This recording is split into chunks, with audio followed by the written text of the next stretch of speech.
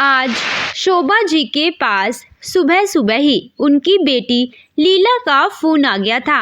वह बहुत देर से उससे बातें कर रही थी। पाखी उन बातों को सुनने की कोशिश कर रही थी, लेकिन जब फोन कट गया तब शोभा जी ने पाखी को पास बुलाकर कहा, शाम को लीला की सास की शादी की एनिवर्सरी है और हम सबको बुलाया है। यह बात अजय को भी बता दो और शाम को उपहार में ले जाने का इंतज़ाम करो।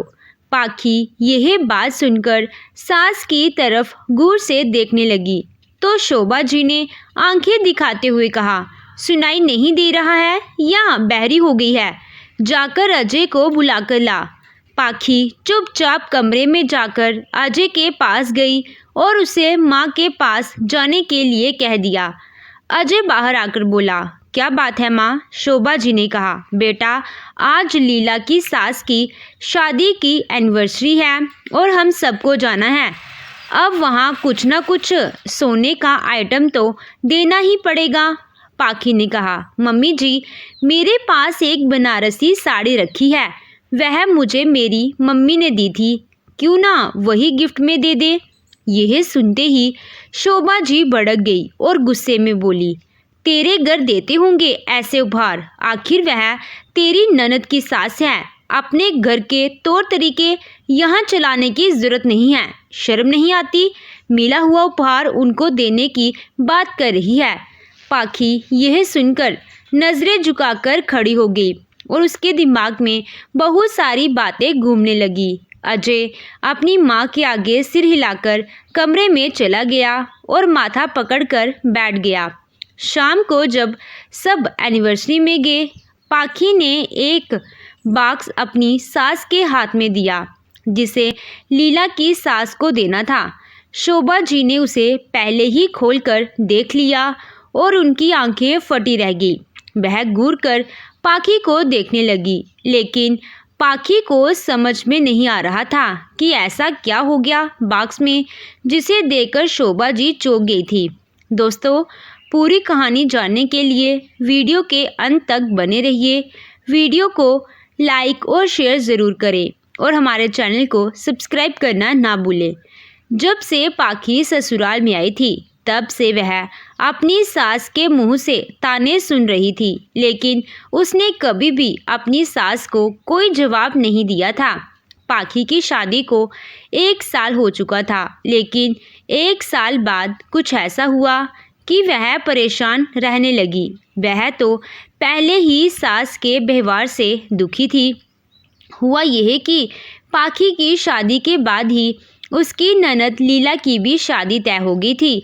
घर में अजय ही अकेला कमाने वाला था, क्योंकि उसके पिता की मृत्यु कई साल पहले ही हो चुकी थी।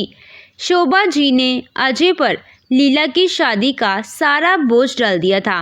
जो पैसे लीला की शादी के लिए रखे गए थे वह अंधाधुंध सोने के जेवरों में खर्च हो रहे थे। वह अजय से कहती थी, आलीशान शादी होनी चाहिए और बारातियों के स्वागत में कोई कमी नहीं रहनी चाहिए। लीला की शादी का बहुत बड़ा सपना देखा है मैंने और मैं उसे अच्छे से पूरा करना चाहती हूँ। आखिर वह हमारी इकलौती बेटी है। सच्चाई यह थी कि अजय की आमदनी उतनी नहीं थी, क्योंकि वह अपने पिता का ही बिजनेस संभाल रहा था, जिस पर पहले से ही कर्ज था। इसी चिंता के कारण उसके पिता को हार्ट अटैक आया था। जब लीला के लिए रिश्ता आया तो लड़का एक सॉफ्टवेयर इंजीनियर था और शोभा जी बहुत खुश थी, लेकिन लड़के के माता पिता दहेज में 50 लाख और एक कार की मांग कर रहे थे, जिसमें शादी का पूरा खर्चा अलग से था। रिश्तेदारों की इतनी डिमांड सुनकर अजय ने साफ साफ मना कर दिया था। उसने कहा, माँ जितनी चादर हो उतने ही पाँव पसारने चाहिए। हमें इतनी बड़ी शादी करने की हैसियत नहीं है। कर्ज लेकर शादी करने से क्या फ़ायदा? इससे तो हमारा भविष्य भी खराब हो जाएगा। पाखी भी अब गर्भवती है, मुझे उसकी जिम्मेदारी भी देखनी है। यह सुनकर शोभा जी गुस्से से लाल हो गई और बोली, बच्चा तू अब पैदा हो रहा है, लेकिन तेरी बहन तो पहले से है। तुझे शर्म नहीं आती? अपनी बहन की शादी के लिए ऐसी बातें करता है। अपनी बीवी की फिक्र तुझे ज़्यादा है। अजय बोला। माँ, यही तो कह रहा हूँ कि दीदी की किस्मत होगी तो सब हो जाएगा। आप इतने बड़े बड़े खर्च क्यों कर रही हैं? आपके दहेज के लिए गए इतने कर्ज को मैं कैसे चुका पाऊँगा? शोभा जी यह सुनकर 3 दिन तक मुंह फुलाकर बैठी रही और खाना तक नहीं खाया। अजय उन्हें समझाने की कोशिश करता रहा। माँ, बच्चों की तरह जिद मत करो, हमारी हैसियत देखो। अगर इतना दहेज देने के बाद भी दीदी को कुछ हुआ तो आप खुद को माफ़ कर पाओगी? लेकिन शोभा जी कुछ सुनने को तैयार ही नहीं थी। अतः अजय को मजबूरी में मानना पड़ा और उसने और कर्ज ले लिया। पाखी ने बहुत समझाया। अजय, तुम शादी के लिए इतना कर्ज ले रहे हो, हम पहले ही बहुत कर्ज में डूबे हैं। लेकिन अजय लीला की शादी को लेकर भावुक था। लीला ने शादी के लिए 50,000 रुपये का लहंगा पसंद किया था और भैया से जिद कर रही थी, मुझे यही चाहिए। शादी कौन सा बार बार होती है? पाखी ने कहा। दीदी, मेरा लहंगा भी एक बार पहनने के बाद ऐसे ही रखा है। आप चाहे तो मेरा पहन लें, इससे 50,000 बच जाएंगे और आप दूसरी शॉपिंग कर पाएंगी। यह सुनकर लीला भड़क गई। खुद तो अपनी शादी में हर अरमान पूरे कर लिए, अब मेरी शादी में तुम्हें जलन हो रही है। इस बात पर पाखी को न सिर्फ लीला का बल्कि अपनी सास का भी गुस्सा झेलना पड़ा। माँ बेटी मिलकर हर बार अजय से नई मांग करती। आखिरकार बहुत सा दहेज लेकर लीला की शादी हो गई और वह अपने ससुराल चली गई। अजय और पाखी अब अपने बेटे की परवरिश में लगे थे, लेकिन शोभा जी अब भी समय समय पर महंगे उपहार बेचने की जिद करती थी। अजय हर बार थक जाता और जब विरोध करता तो घर में झगड़ा होता।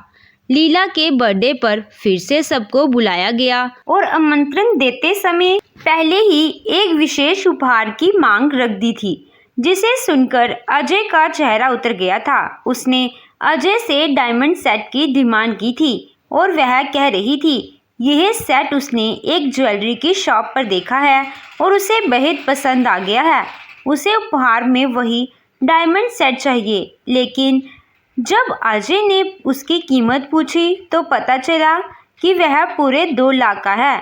अजय ने अपनी माँ से कहा, माँ, हम इतने करोड़पति लोग थोड़े ही हैं कि जन्मदिन में 2 लाख का डायमंड सेट गिफ्ट में दे सकते हैं। मुझे तो समझ में नहीं आता कि क्या लीला नहीं जानती कि उसके भाई की हैसियत क्या है। उसे भी तो पता है कि मुझ पर कितना कर्जा हो चुका है। पाखी ने अपनी सास शोभा जी से कहा कि मम्मी जी, आप दीदी को समझाए तो दीदी मान सकती है, क्योंकि वह आपकी हर एक बात मानती है। आप ही उन्हें समझाइए कि उनके भाई भाभी अभी शादी के कर्ज से ही नहीं उतर पाए हैं। ऐसे में वह कुछ और गिफ्ट ले ले। जब कभी हमारे पास इतने पैसे होंगे तब हम उन्हें यह डायमंड सेट ज़रूर गिफ्ट कर देंगे। शोभा जी यह सुनते ही गुस्से में तमतमा गई और कहने लगी कि शादी के बाद यह लीला का पहला जन्मदिन है और उसके ससुराल वाले खुद इतनी बड़ी पार्टी दे रहे हैं जो कि होटल में हो रही है। ऐसे में कोई छोटा सा गिफ्ट ले जाते हुए अच्छा लगेगा क्या? अजय, तुम तो समझदार हो, उसकी बातों में आकर क्यों अपनी नाक कटवाना चाहता है? अरे, यह पहला जन्मदिन है तो इसीलिए दे रहे हैं, अगली बार थोड़े ही देंगे। अजय बेचारा माँ के सामने बोल ही नहीं पा रहा था। उसे पता था कि अगर उसने कुछ और कहा तो उसकी माँ किस तरह अपना गुस्सा दिखाएगी और अंत में अजय को ही मानना पड़ा। अजय कुछ न कुछ जुगाड़ करने में लगा था और तभी उसके बेटे की तबीयत खराब हो गई। रात के समय उसका बेटा रोता ही जा रहा था। पाखी उसे चुप कराने की पूरी कोशिश कर रही थी, लेकिन वह चुप ही नहीं हो रहा था। पाखी को लगा कि शायद इसके पेट में दर्द हो रहा है, तो उसने उसको पेट दर्द की दवाई दी थी, लेकिन फिर भी उसका बेटा रोता ही रहा। बेटा बहुत छोटा था और इतना छोटा बच्चा बता नहीं सकता है कि उसको क्या परेशानी हो रही है। अचानक रोते रोते उसके बेटे को एक उल्टी हो गई जिसका रंग काला था। यही देखते ही अजय और पाखी बहुत घबरा गए और जल्दी से अपने बेटे को लेकर हॉस्पिटल दौड़ पड़े। जब वह बेटे को लेकर जा रहे थे तब शोभा जी कह कर रही थी, अरे छोटे बच्चे को अक्सर ऐसा हो ही जाता है, इसके पेट पर हींग लगा दो, जरा सी देर में ठीक हो जाएगा। लेकिन तुम लोगों को तो खर्च करने की पड़ी है, हॉस्पिटल वाले कुछ घंटे का ही लंबा चौड़ा बिल बनाकर दे देंगे। अजय अपनी माँ की बात को अनसुना करके पाखी के साथ बेटे को लेकर हॉस्पिटल चला गया था। जल्दी जल्दी उसे आईसीयू में ले जाया गया और उसे ऑक्सीजन लगाई गई। डॉक्टर बच्चे का चेकअप करने में लगे थे, आखिर इसके पेट में क्या है जिससे इसने इस तरह की उल्टी की है। पूरी रात बाकी और अजय आईसीयू के बाहर बैठे रहे और बच्चा अंदर डॉक्टरों की निगरानी में रहा। रात भर उसके कुछ टेस्ट भी किए गए थे जिसकी रिपोर्ट को अगले दिन आना था। अगले दिन जब रिपोर्ट आई तो पता चला कि उसके पेट में किसी दवा के अंश पाए गए हैं जो दवाई बच्चों के लिए अच्छी नहीं थी और वह बड़ों के लिए होती है। तब पाखी को याद आया कि कुछ दिन पहले जब उसके बेटे को बहुत जोर का बुखार हो रहा था और वह बुखार में तप रहा था, तब उसकी सास ने मेडिकल स्टोर से दवाई लाकर कहा था कि इसे पानी में घोलकर बच्चे को दे दे। पाखी को पता नहीं था उसकी सास कौन सी दवाई लाई थी, लेकिन सास से पूछने की हिम्मत भी नहीं कर सकती थी। वह दवाई दरअसल बड़े लोगों की थी जो उसकी सास ने नन्ही से बच्चे को दे दी थी और उस दवा को देने का नतीजा आज भुगतना पड़ रहा था। डॉक्टर ने बच्चों के पेट की सफाई करने के लिए उसको कुछ दवाइयाँ खून के द्वारा चढ़ाई और उसका इलाज करते रहे। 2 दिन बाद जब बच्चा ठीक लगने लगा तब उसे डिस्चार्ज कर दिया गया और वह उसे लेकर घर आ गए। सास ने कहा कि मेरी तो घर में कोई सुनता ही नहीं है, अरे बच्चे तो हमने भी पाले हैं, लेकिन आजकल के डॉक्टर माँ बाप को बेवकूफ़ समझते हैं। तब अजय ने अपनी माँ से कहा कि माँ, बेवकूफ़ी तो वह है जो आपने की थी, अरे इतने छोटे बच्चे को कोई बड़े लोगों की दवाई खिलाता है क्या। सास यह सुनकर उल्टे अजय पर ही बरसने लगी, अरे मुझे क्यों सुना रहा है, मैंने तो जो मेडिकल स्टोर पर कहा उसने उसके अनुसार दवाई दे दी, अब मुझे क्या पता कि कौन सी दवाई थी। लेकिन तेरी बीवी तो पढ़ी लिखी है, वह तो चेक कर ही सकती थी। अजय को समझ नहीं आ रहा था कि अब इस बात का इल्ज़ाम पाखी पर डाले या माँ को कहे। फिलहाल उसका बच्चा बच गया था, वरना उसकी बॉडी में उस दवाई का इन्फेक्शन बढ़ सकता था और जान पर बन सकती थी। दोपहर हो चुकी थी। अजय और पाखी बच्चों को कमरे में सुलाकर खुद भी सो चुके थे, क्योंकि 2 दिन में बेटे की फिक्र में सो नहीं पाए थे। शाम के 4 बजे शोभा जी अजय के कमरे में आई और बोली, अरे तुम दोनों तो ऐसे सो रहे हो, तुम्हें याद नहीं है कि आज लीला का जन्मदिन है, उसके यहाँ पार्टी में जाना है। अजय आंख मलते हुए उठा और बोला, माँ चलने को तो हम जा सकते हैं, लेकिन अब लीला का मुंह मांगा गिफ्ट हम नहीं दे सकते, क्योंकि 2 दिन में अस्पताल में इतना खर्चा हो चुका है। इस बात पर शोभा जी ने घर में कोहराम मचा दिया और कहा कि लीला के जन्मदिन की बात पहले ही हो चुकी थी, तो तुम्हें उसका इंतजाम पहले ही कर लेना चाहिए था। अब बेटे की बीमारी का बहाना मत बनाओ, और वैसे भी तुम्हें इसको हॉस्पिटल लेकर भागे थे। अजय ने अपनी माँ से कहा कि मम्मी, क्या आपको अपना पोता प्यारा नहीं है? क्या आपको अपनी बेटी ही प्यारी है जो आप ऐसी बातें कर रही हैं? तो शोभा जी ने कहा, मुझे कुछ नहीं पता, मैं बिना डायमंड सेट लिए नहीं जाऊंगी, खाली हाथ जाकर वहाँ मैं अपनी नाक नहीं कटवा सकती। आखिरकार अजय को माँ की बात माननी पड़ी और उसने अपनी अलमारी को खोजना शुरू किया। इस डायमंड सेट को लेने के लिए उसने शादी में मिली अंगूठी और चैन बेच दी।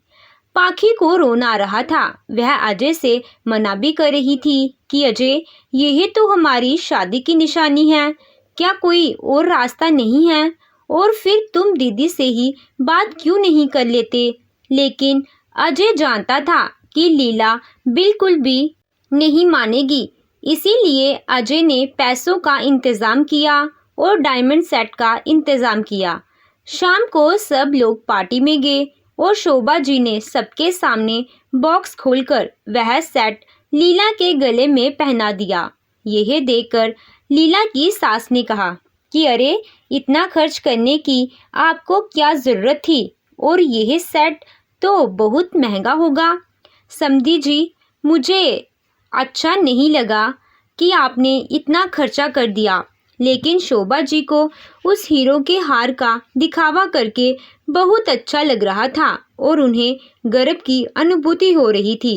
उसके बाद सब पार्टी से वापस आ गए तो अजय ने अपनी माँ से कहा, माँ, यह खर्च किए बिना भी काम चल सकता था। आपने देखा ना कि लीला की सास ने क्या कहा? तो शोभा जी ने आंखें दिखाकर कहा कि वह तो दिखावे में कह रही थी। यह सुनकर अजय कमरे में चला गया। तब बाकी ने उससे कहा कि आपकी जो बहन आपके बेटे को देखने भी नहीं आई, जबकि वह इतना बीमार था, उस बहन को हमने हीरो का हार दे दिया। क्या रिश्ते एक तरफा ही होते हैं? अजय पाखी की बात सुनकर खामोश बैठा रहा, क्योंकि उसके पास कहने को कुछ शब्द ही नहीं थे। लेकिन पाखी समझ गई थी कि उसकी सास वक्त वक्त पर अजय को ऐसे ही दबाती रहेगी और इसीलिए उसे कुछ ऐसा करना होगा जिससे वह ऐसा करना बंद कर दे। इस तरह जब 1 साल होने को आया तब लीला ने फिर से अपनी माँ को फोन किया। वह बहुत देर से उससे बात कर रही थी। पाखी उन बातों को सुनने की कोशिश कर रही थी, लेकिन जब फोन कट गया तब शोभा जी ने पाखी को पास बुलाकर कहा, शाम को लीला की सास की शादी की एनिवर्सरी है और हम सबको बुलाया है। यह बात अजय को भी बता दो और शाम को उपहार में ले जाने का इंतजाम करो। पाखी यह बात सुनकर सास की तरफ गौर से देखने लगी तो शोभा जी ने आंख दिखाते हुए उससे कहा कि सुनाई नहीं दे रहा है या बहरी हो गई है? जाकर अजय को बुलाकर ला। पाखी चुपचाप कमरे में अजय के पास गई और उसे माँ के पास जाने के लिए कह दिया। अजय ने बाहर आकर पूछा कि क्या बात है? तो माँ ने कहा कि बेटा, आज लीला की सास की शादी की एनिवर्सरी है और हम सबको जाना है। अब वहाँ उपहार में कुछ ना कुछ सोने का आइटम तो देना ही पड़ेगा। पाखी ने कहा, मम्मी जी, मेरे पास एक बनारसी साड़ी रखी है, वह मुझे मेरी मम्मी ने दी थी, क्यों ना वही गिफ्ट में उन्हें दे दे। यह सुनते ही शोभा जी भड़क गई और गुस्से में बोली, तेरे घर देते होंगे ऐसे उपहार? आखिर वह तेरी ननद की सास है। अपने घर के तौर तरीके यहाँ चलाने की जरूरत नहीं है। शर्म नहीं आती? मिला हुआ उपहार उनको देने की बात कर रही है। पाखी यह बात सुनकर नजर झुकाकर खड़ी हो गई और उसके दिमाग में बहुत सारी बातें आने लगी। वह सोचने लगी कि अब तो उसे कुछ करना ही पड़ेगा, वरना उसकी सास अजय पर कर्ज का भार चढ़ाती रहेगी। अजय कमरे में जाकर माथा पकड़कर बैठ गया था और सोच रहा था कि अब सोने का उपहार कहाँ से लेगा। वह तो इतने कर्ज में दब चुका है। तब पाखी कमरे में आई और उसे कहने लगी कि अजय, अब हमें कुछ करना ही होगा, वरना आपकी माँ हमारे साथ यही करती रहेगी। उन्हें सिर्फ अपनी बेटी को देने की चिंता होती है। अपने बेटे पर बढ़ते हुए कर्ज की उन्हें जरा फिक्र नहीं है। और आखिर हमारा भी तो भविष्य है, हमारा भी तो बच्चा है जिसकी जिम्मेदारी हम पर है। अजय और पाखी दोनों मिलकर कोई तरीका निकाल ही रहे थे कि आखिर ऐसा क्या करे। शाम के समय पार्टी में जाना था और शोभा जी ने शाम से ही घर में शोर मचा दिया था कि सबको टाइम से पहुंचना है, बिल्कुल भी देर नहीं होनी चाहिए।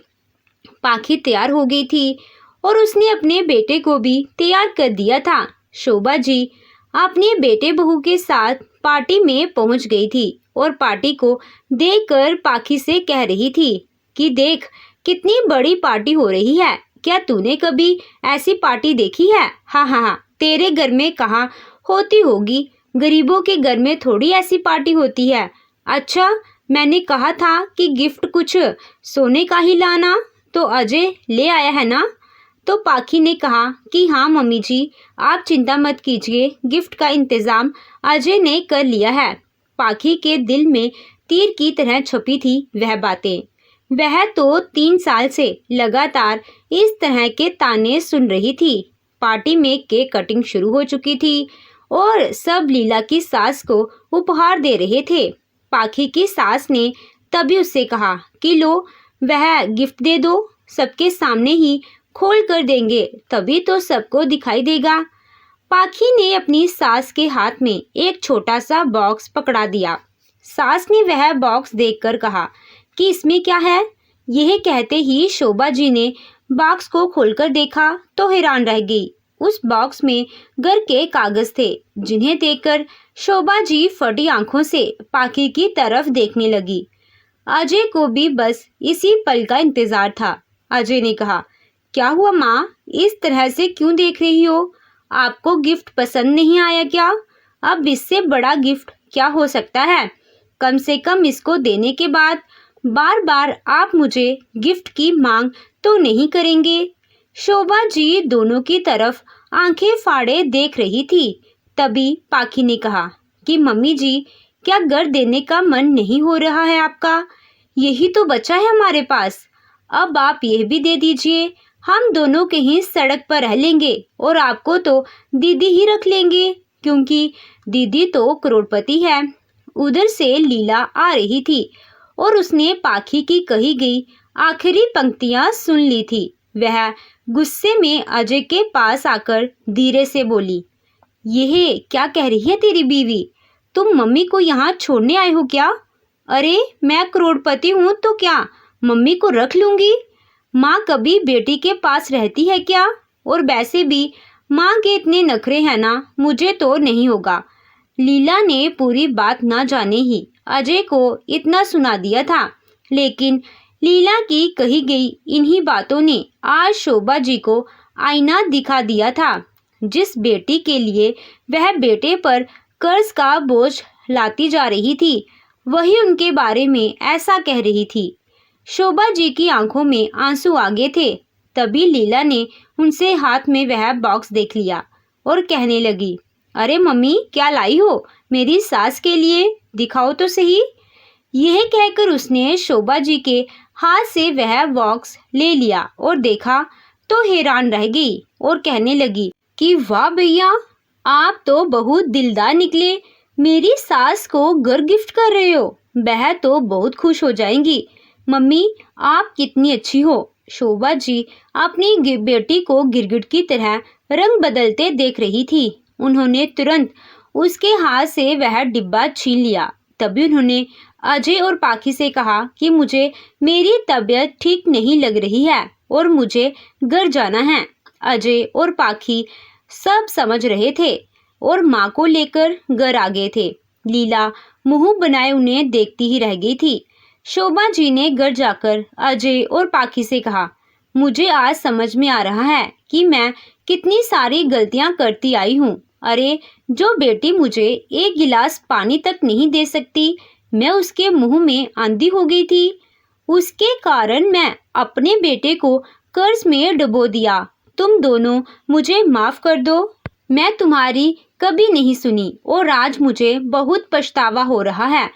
अजय और पाखी सामने बैठे मुस्कुरा रहे थे। पाखी ने कहा कि मम्मी जी, माफ कीजिएगा, लेकिन आज हमें मजबूरन ऐसा करना पड़ा, क्योंकि अजय पर इतना कर्ज है कि ऐसा ना हो कि एक दिन घर बेचना पड़ जाए। सास के आंसू यह बात सुनकर बहने लगे थे, लेकिन तभी अजय ने मुस्कुराते हुए कहा, मम्मी, सच कहूँ तो यह आइडिया पाखी का था। मुझे तो डर लग रहा था कि कहीं आप घर के कागज लीला को गिफ्ट में ना दे दे, लेकिन पाखी को पूरा भरोसा था कि वह ऐसा करके आपको समझा पाएंगी। पाखी यह कदम उठाकर सफल हो गई है और उसने हमें एक मुसीबत से बचा लिया है, वरना आज सोने के उपहार के लिए मुझे ना जाने कैसे पैसों का इंतजाम करना पड़ता। शोभा जी बहुत ही दुख मना रही थी कि उनके कारण उनके बेटे पर इतना कर्ज हो चुका है और जिसकी जिम्मेदार उनकी बेटी भी है, जिसे एक बार भी अपने भाई भाभी के बारे में नहीं सोचा, लेकिन पाखी ने उन्हें माफ कर दिया था। बेटियां जब शादी के बाद ससुराल चली जाती हैं तो उन्हें अपने घर के साथ ऐसा व्यवहार नहीं करना चाहिए। ससुराल में अपने घर की शान दिखाने के लिए ऐसा करते जाना सरासर गलत है। तो दोस्तों, आपको ये कहानी कैसी लगी कमेंट कर ज़रूर बताइएगा। कहानी अच्छी लगी हो तो वीडियो को लाइक कीजिएगा, चैनल पे नए हो तो चैनल को सब्सक्राइब कीजिएगा। Thank you.